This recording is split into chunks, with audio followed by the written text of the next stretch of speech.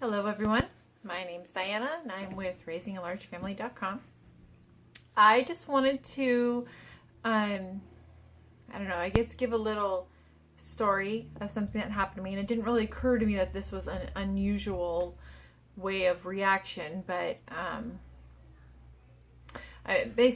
so the way that we raise our children, we have a little boy that is 9, John. He's 9 right now, and he's a little high strung. He'd probably be considered hyperactive if we actually took him in or anything, but he's just a really fun, active little boy, and he likes to help. So my 15-year-old was baking the Christmas cake. We do a birthday cake for Christ every year, and she decided to make chocolate cake. She did a triple layer chocolate cake. Was going to put chocolate frosting in it and stuff, and John wanted to help. And so when the timer went off, he went in and took the cake out of the oven. And he's used to having us say, like, when we have cookies, you got to get them off the cookie sheet pretty soon, otherwise it sticks to the cookie sheet. So he figured he was going to get this cake out of the cake pan so it doesn't stick. Well, if you know anything about cooking, cakes need to cool off or they fall apart. So he scraped it out, tipped it over, and the cake just fell out, and he panicked. And right then,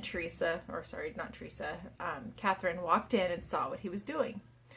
So a normal reaction, kind of like I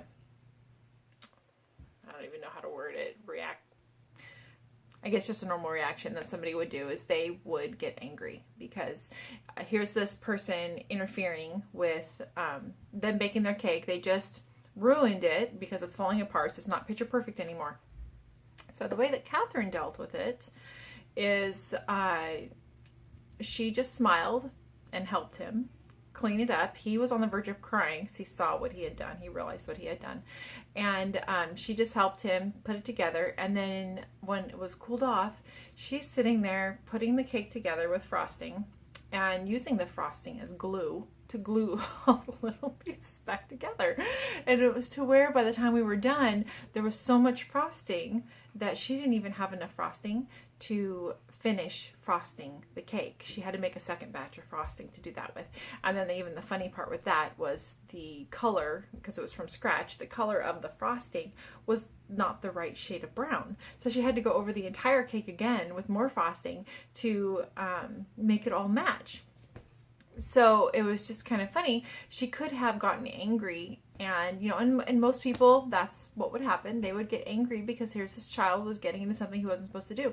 But the way that we as parents need to look at this child is he wasn't being malicious. He was just being helpful and didn't know. Well, now next time when he's baking a cake, whether he's baking it or whether his sibling is baking it, he's going to realize, no, we don't do that because we have to let the cake cool off. Well, so his intentions were good. It just didn't work out in his favor. I mean, I guess you could say it worked out in his favor because it was a really good cake because it was homemade chocolate frosting. So it wasn't like the store stuff, and it wasn't made with Crisco. It was like good frosting, which is my favorite. And so we had a really rich chocolate cake that night. But it was just something that occurred to me is that she could have gotten angry and she didn't. And so it was really good play by Catherine, the way that she dealt with it, and by John, because I know he learns really quickly. But just something that we have to remember as parents to teach our kids is not to look at the outcome, but to look at what their intentions are inside. Because we could have yelled at him. He could have gotten, he could have gotten a spanking or put in the corner or had something taken away or however it is that you discipline your children.